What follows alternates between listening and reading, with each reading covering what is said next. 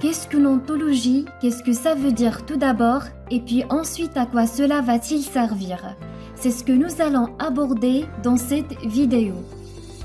Donc, si vous voulez communiquer des connaissances, si vous souhaitez partager vos connaissances, vous devez parler un langage commun.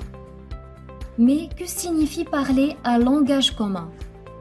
Vous parlez un langage commun si vous utilisez des symboles et des concepts communs. Ceci est la syntaxe. Évidemment, cela n'est pas suffisant car tout dépend bien sûr de l'interprétation de ces symboles et concepts. Vous devez donc vous mettre d'accord sur leur signification et c'est la sémantique. De plus, vous classez les concepts et bien sûr ces classes ont une relation. Il pourrait y avoir des sous-classes comme il pourrait y avoir des superclasses. Donc, ce genre de relation formée dans votre langage, c'est ce qu'on appelle la taxonomie. Également, il peut y avoir des associations et d'autres types de relations entre les concepts que vous définissez, puis vous vous retrouvez avec quelque chose qui s'appelle un thésaurus. Mais nous savons tous que cela n'est pas toujours suffisant. En outre, vous pouvez définir des règles et des contraintes concernant quelles relations ou associations que vous utilisez sont autorisées et lesquelles ont un sens et sous quelles conditions. Et pour ce faire, vous avez besoin de moyens beaucoup plus sophistiqués, qui sont les ontologies. Nous voulons donc représenter la connaissance.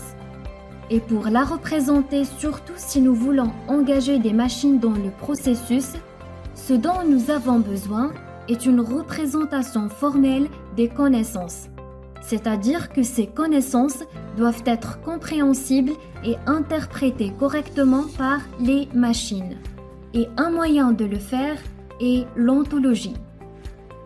Maintenant que nous savons à quoi peut référer le terme ontologie, regardons d'où il vient. L'ontologie est un terme philosophique qui signifie existant du grec ontos et étude de logos.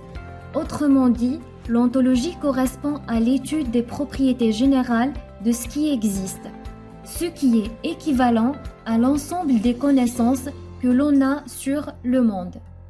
Bien que cette science ait été inventée par les Grecs, ils ne l'avaient pas appelée ontologie, car le terme est beaucoup plus récent que la discipline qu'il désigne. La discipline elle-même a évolué vers une voie imprévisible.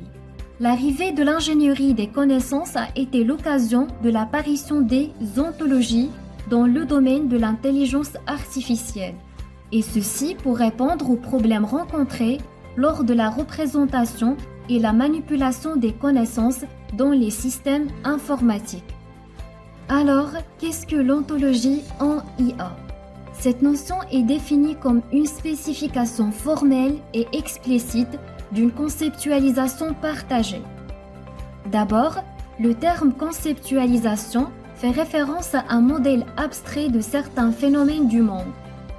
Explicite signifie que le type des concepts utilisés et les contraintes sur leur utilisation sont explicitement définies. Formel se réfère au fait que l'ontologie doit être compréhensible par les machines.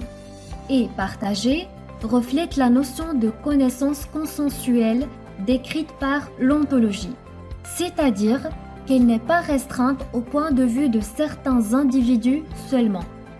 Ainsi, une ontologie représente un modèle conceptuel sur lequel il est possible de développer des systèmes de connaissances qui soient partageables et réutilisables, permettant l'interopérabilité entre plusieurs sources d'informations et de connaissances. Donc, c'est tout pour cette vidéo sur la notion d'ontologie, son apparition et sa définition. Je vous dis à la prochaine activité.